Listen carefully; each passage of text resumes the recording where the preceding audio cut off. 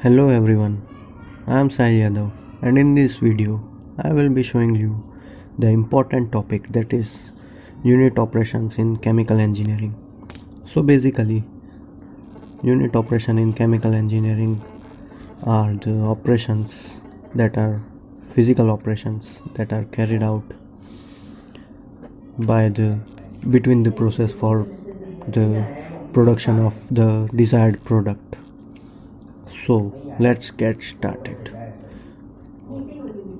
Okay, so definition. So we all know chemical engineering is not an easy subject. You require both qualities like art as well as the knowledge of science. Moreover, let us discuss what are unit operation. So whenever there is a physical change during a process of product formation from a material, that is there is a physical change, that is a change in the phase, may be termed as unit operation. So unit operation generally are the processes that are responsible for the change in the phase of the raw material. That is, we insert a raw material, we do some unit operation, this is a unit process step, then again we do a unit operation and we get a product. So unit operation steps are the important steps to be done for the good product formation. So examples of unit operations are diffusion, distillation, crystallization, humidification and dehumidification, drying, absorption, adsorption, stripping, leaching. Leaching is also known as extraction.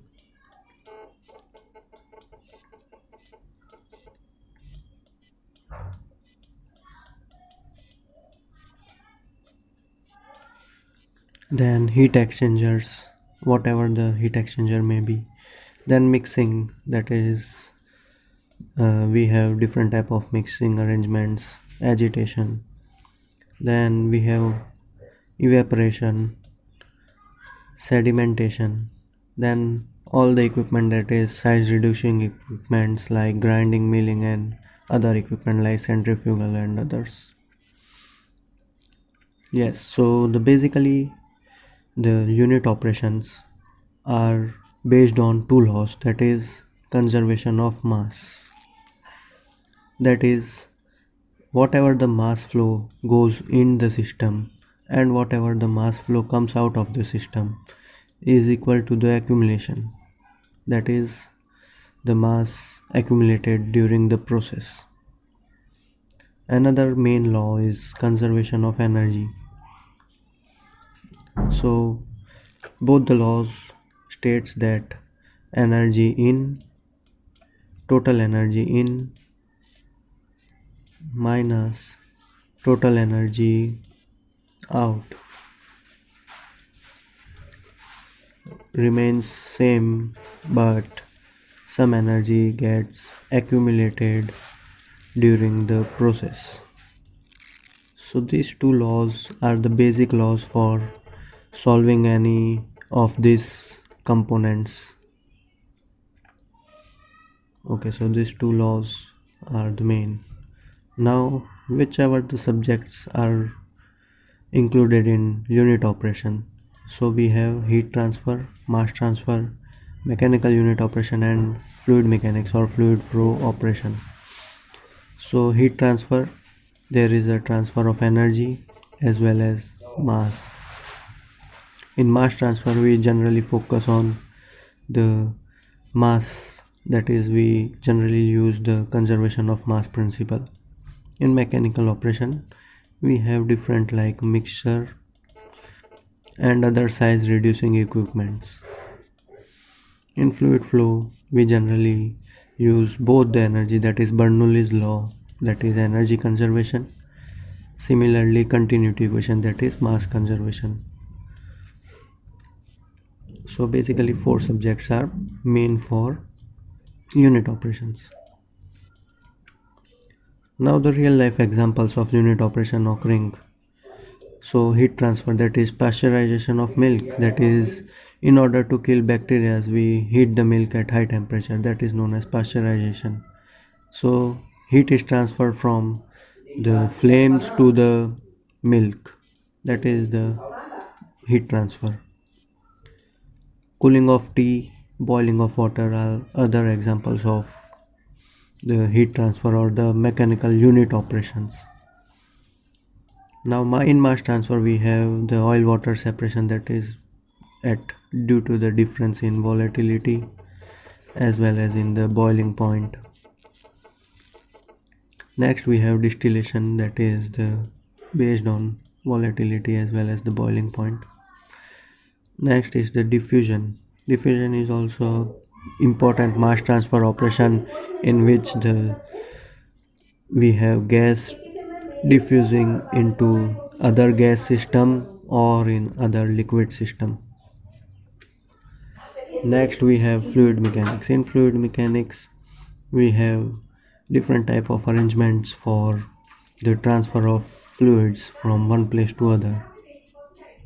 Other is mechanical unit operation, in which we will be studying mixing, separation, size reducing and impurity removal.